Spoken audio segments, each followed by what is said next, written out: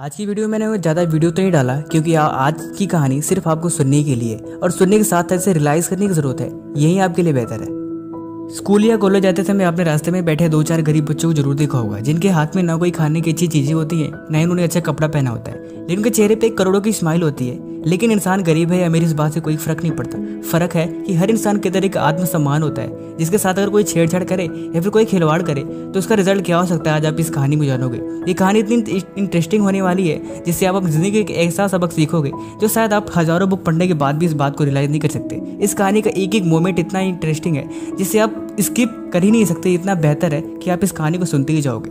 बात एक ऐसे इंसान की है जिसका नाम है अरुण। वो लगभग 10 में पढ़ने वाला लड़का है और वो अपने पापा के साथ गांव में रहता था। वो काफ़ी गरीब था, लेकिन उसके अंदर एक अलग तरह का सपना था, एक अलग तरह की उम्मीदें थी। वो नहीं जानता था कि समाज में, सोसाइटी के लिए उसके लिए क्या चल रहा है। उसके पापा उसको शहर लेके आते हैं और उससे पहले कभी शहर में नहीं आया होता है। उस रात जब वो शहर में आता है तो फुटपाथ पे उसके पापा और वो उसके साथ सोते हैं।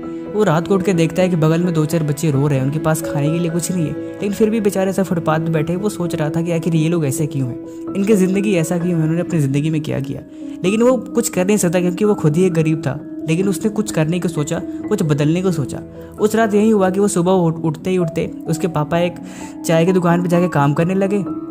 और कुछ दिन बाद अरुण ने भी अपना एक खुद का वो चीज़ खोला है। वो वहाँ पे आते जाते लोगों के जूते साफ करता रहता था और खुशी से उनकी ज़िंदगी के साथ अपने आप को रियलाइज़ कर रहा था कि वो अपनी ज़िंदगी में कुछ अच्छे मुकाम पे नहीं थे, फिर भी वो खुश रहता था। उसके कुछ दिन के बाद उसके पापा की मौत हो जाती है।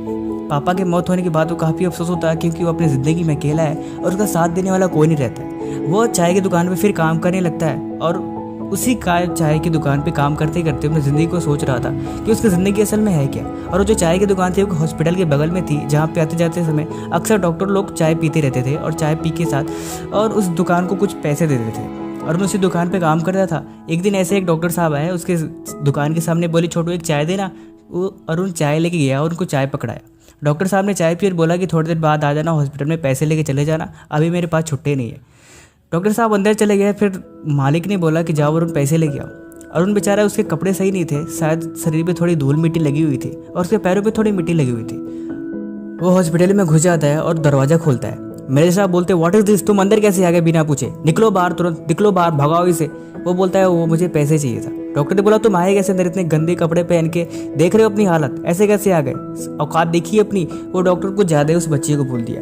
और उन बेचारा नौजवान आदमी था, फिर भी उसने इस बात को काफ़ी रियलाइज़ किया और वो गुस्से के मारे वो वहाँ से निकल गया और बैठ के रोने लगा बाहर। वो अपनी चाय की दुकान पे नहीं गया, लेकिन बाहर बरामदे में बैठ के रो रहा था। वो गुस्से के कारण अंदर आया और बोला डॉक्टर साहब आप हमसे एज में भी बड़े हैं और आपकी जो हैसियत है वो भी ज़्यादा है और आपकी योग्यता भी मुझसे ज़्यादा है, लेकिन मैं आज आपकी कसम खा के कहता हूँ कि एक दिन ऐसा भी होगा कि मैं इसी हॉस्पिटल में आके आपके सामने खड़ा होऊंगा, लेकिन उस दिन इस हॉस्पिटल में किसी गरीब को नहीं, किसी भी अमीर को एंट्री नहीं मिलेगी और सिर्फ मैं अंदर तो क्या बाहर भी खड़ा नहीं होने दूंगा, ये मेरा वादा है। डॉक्टर ने उसे हंसा और बोला ठीक है तू बाहर निकल।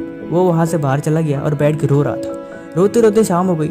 उसे समझ में नहीं आता वो क्या करे। उसने एक वादा तो किया है कुछ करने के लिए और किसी कुछ सबक सिखाने के लिए। उस हॉस्पिटल में आते जाते समय अक्सर मेडिकल स्टूडेंट ऐसे आते जाते रहते थे। एक दिन अरुण ने उनसे पूछा कि मुझे डॉक्टर बनना है, मैंने 10वीं पास की हुई है, लेकिन आगे क्या करना है मुझे कुछ नहीं पता। बाकी सारी बातें उन्होंने समझाई कि अभी तुम 12वीं तक पढ़ाई करो, उसके बाद तुम्हें एग्ज़ाम देना पड़ेगा, उसके बाद ही तुम डॉक्टर बनने का सपना पूरा कर सकते हो। अरुण इस बात को समझ गया और अपनी दुकान में, चाय की दुकान में काम करने लगा। लेकिन चाय की दुकान में से कुछ अच्छा इनकम नहीं होती थी, थोड़ा बहुत पैसे मिलता था जो शायद बहुत ही कम था। उसने कैसे भी करके जाके स्कूल में अपना नाम लिखवाया, लेकिन नाम लिखवाने के लिए उसे कुछ ज़्यादा पैसे चाहिए होते हैं और साथ में कुछ बुक्स की भी ज़रूरत होती थी। वो स्कूल में क्लास तो अटेंड नहीं कर सकता था, लेकिन वो मेहनत करके पैसे कमा सकता था और शायद हो सके तो उन चीज़ों को पढ़ सकता था।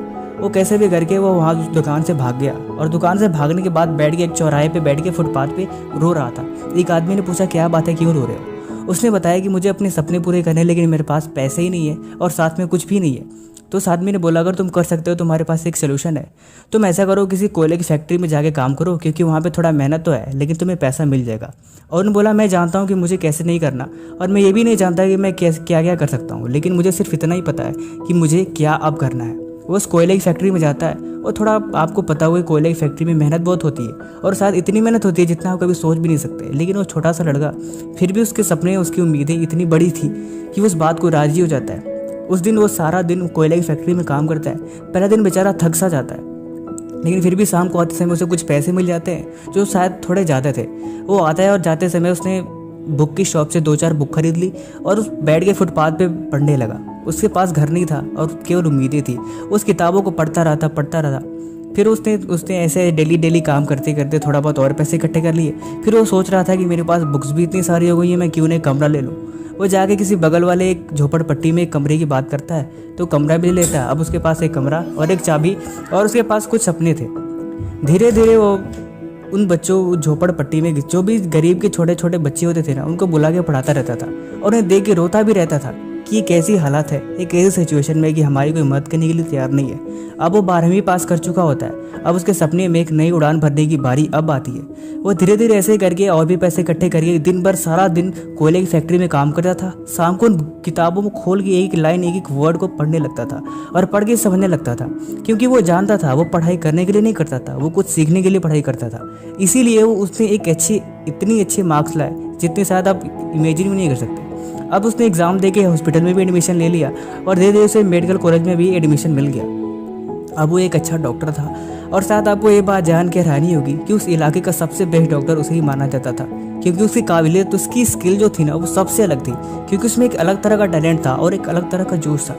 लेकिन जब उसकी बात पोस्टिंग की हुई तो उसने बोला कि मुझे उसी हॉस्पिटल में पोस्टिंग कर दी जाए तो मेरे लिए बहुत बेहतर होगी। वो गरीबों को अब आते समय अक्सर ऐसे हॉस्पिटल में 2-4 पैकेट खरीद के लाता था और उन्हें पकड़ाता रहता था और उनके साथ बैठ के 2 पल बिताता, फिर अपने साथ हॉस्पिटल में काम करने के लिए चल देता था। अब टोटल 8 साल बीत चुके थे। उसने 12वीं की पढ़ाई करी थी, फिर 5 साल MBBS में भी 6 साल लगाए हुए थे। अब टोटल 8-9 साल के करीब बीत चुका था। अब बारी आती है उस पल की जिसका वो बेसब्री से इंतजार कर रहा था। उस दिन वो हॉस्पिटल में जाते समय वो डॉक्टर जिसने उसे कभी ताने मारे थे, अब वो बूढ़े हो चुके थे। वो हॉस्पिटल में गया और उनके पैर छू के बोला, मुझे पहचान रहे हो आप? बोला, नहीं, आप कौन? बोला, आज के 8 साल पहले मैं ही आपके पास आया था, जिसके आपने काफ़ी ताने सुनाए थे और आपने उसे गंदा और गरीब कह के बाहर निकालने को बोला था। लेकिन उसने जो वादा किया था कि वो गरीबों को या फिर अमीरों को कभी हॉस्पिटल में अंदर एंट्री नहीं करने देगा, वो उस काम को कभी पूरा नहीं कर सका, क्योंकि वो बहुत अच्छा और एक नेक इंसान था। उसने बोला, कोई बात नहीं, आप मेरे नीचे रह के काम करिए। लेकिन अब वो उस हॉस्पिटल का मैनेजर था और वो उस हॉस्पिटल का एक प्रमुख हेड था, क्योंकि उसने अपनी ज़िंदगी में एक ऐसी काबिलियत हासिल करी थी जो शायद आप इस बात को रियलाइज़ कर सकते हो। अब आप मुझे बताओ, क्या आप अरुण को भी कभी ऐसा लगा होगा कि उसका भी कभी ऐसी कंडीशन आई हो जब उसे ऐसा लगा हो कि पढ़ाई में मन नहीं लग रहा, या फिर कभी उसको भी ऐसा हुआ हो कि उसके पास भी कंसंट्रेशन की कमी हो, या फिर उसे भी कभी ऐसा हो कि पढ़ते समय उसे नींद आई हो? क्या ऐसी कंडीशन के साथ में कभी फेस हुई होंगी?